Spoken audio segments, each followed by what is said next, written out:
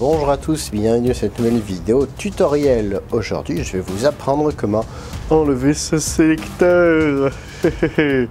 C'est pas bien compliqué, il va falloir un jeu de tournevis avec plusieurs têtes, une cruciforme pour ici et une tête plate pour les plaquettes. Les vis sont de l'autre côté et un bout de carte plastique, plus de mastic, mais bon ça on verra ça plus tard. Et puis après pour la peinture, ce sera à votre convenance. Moi je vous montrerai les références que j'utilise, mais je vous montrerai pas l'application parce que c'est à chacun de faire comme il l'entend, comme il le veut. On va commencer d'abord par démonter les plaquettes.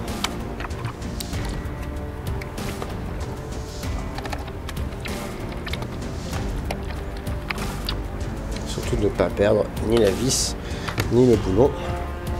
Et si je ne me trompe pas, la vis à l'avant est plus courte que la vis à l'arrière. J'en profiterai aussi pour démonter cette plaquette là, puisque je veux la repeindre en noir.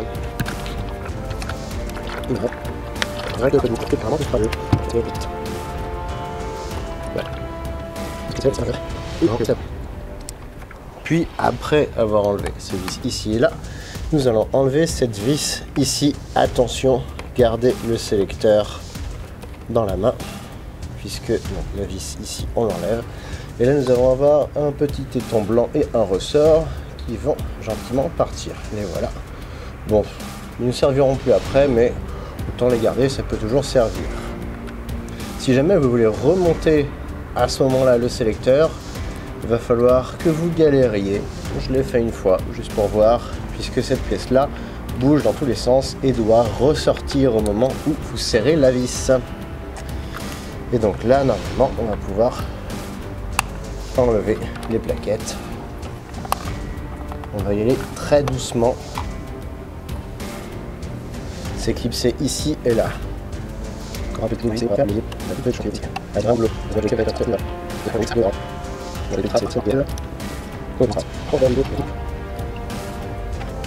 Et voilà. Nous avons désolidarisé les deux plaquettes.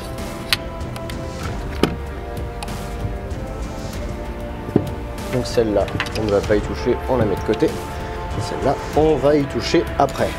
Mais ici, on peut voir que j'ai enlevé la pièce qui va en fait servir à venir soulever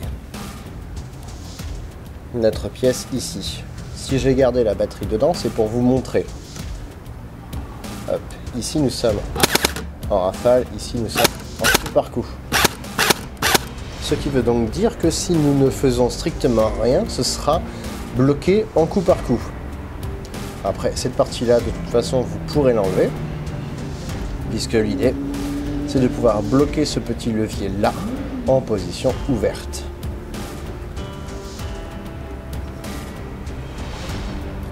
Voilà, j'ai enlevé cette pièce. Je vais également enlever ce ressort ici. Après, bien sûr, il y a sûrement d'autres méthodes, hein, mais ça, c'est la mienne et accessible à tout le monde puisque ça fait 10 ans que je l'utilise. Voilà, on le récupère pour pièce de rechange. Et maintenant, nous allons nous débrouiller pour que cette pièce reste toujours en position haute. Alors, ce que j'avais fait quand j'étais plus jeune, c'est que j'avais pris un bout de papier que j'avais collé, casé ici. Puisque derrière, a priori, si je me souviens bien, ça ne bouge pas. Après, vous pouvez prendre un bout de ficelle pour entourer ici, puisque cette partie-là doit rester en hauteur. Là aussi, c'est à vous de voir. Et dans un autre temps, on voit ici le trou du sélecteur qu'il va falloir combler. C'est là que la carte plastique intervient. Donc, je vais utiliser la Dremel. Je vais faire un trou bien comme il faut pour pouvoir combler ce trou en passant par l'intérieur.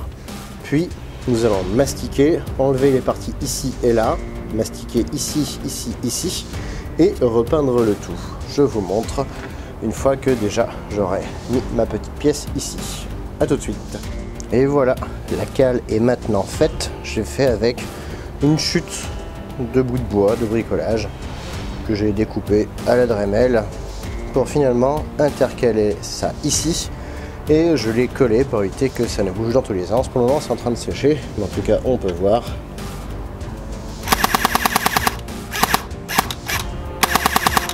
que ça ne bouge pas. C'est ça le plus important, puisque si ça bouge, c'est un coup est-ce que ça tombe dans la gearbox, ce serait dommage. Ou même que vous perdiez votre petite pièce. Et voici qui est fait. C'est mastiqué. J'ai mis une carte plastique dans le trou. J'ai dégagé toutes les aspérités. J'ai mis du mastic à donf. On attend que ça sèche et après on va poncer tout ça. Minou. Mais non, qu'est-ce que tu fais, Minou? Oui, tu veux des câlins, des caresses. Non, dégage par contre. Voici donc le résultat après ponçage. Donc j'ai mis du mastic et j'ai poncé. Bon, du coup j'ai enlevé une partie de la couleur tout autour. Et c'est pour ça que, en plus de peindre les plaquettes là en noir, je vais maintenant peindre en noir l'intégralité avec cette peinture là. Pour après, une fois qu'on aura fini de peindre ça en noir, le repeindre en marron par-dessus. Comme ça, si jamais la peinture marron se barre à cet endroit-là, on aura du noir en dessous et pas du blanc ou du gris comme ici. Donc, je vais procéder dès maintenant. On peut voir ici là que j'ai changé le boulon parce que j'ai perdu celui d'origine. C'est un boulon de 4 mm tout à fait classique. Donc, pas de difficulté pour le remplacer.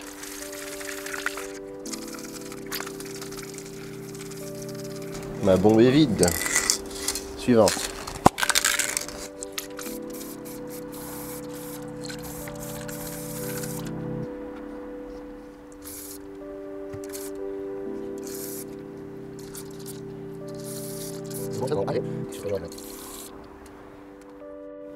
Voici donc la base sèche.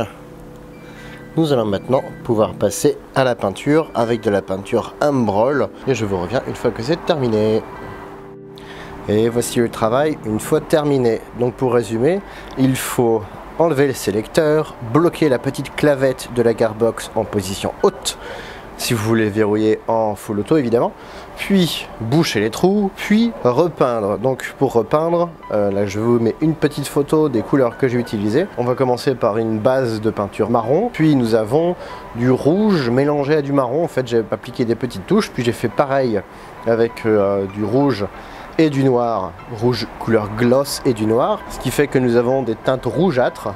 Ici, là, c'est ce que je voulais exactement. Puis j'ai appliqué du vernis pour bois brillant qui a une teinte légèrement marron, ce qui fonce l'ensemble pour éviter d'avoir trop de rouge. Et enfin, j'ai passé du vernis mat par-dessus que j'ai frotté par endroits pour que du coup, on ait des teintes un petit peu satinées slash brillantes ici et là, mais pas partout. Ce qui fait que ça va venir avec le temps, avec l'usage. Après on devine encore les traces de sélecteur à la lumière rasante, hein.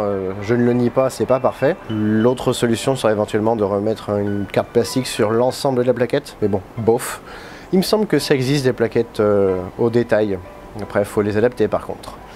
Et donc voilà, après il ne me restera plus qu'à cacher ici cette gearbox que je ne saurais voir pour pouvoir avoir une MP40 à peu près correcte, et puis je vais passer par la case rebonzage mais uniquement sur les arêtes.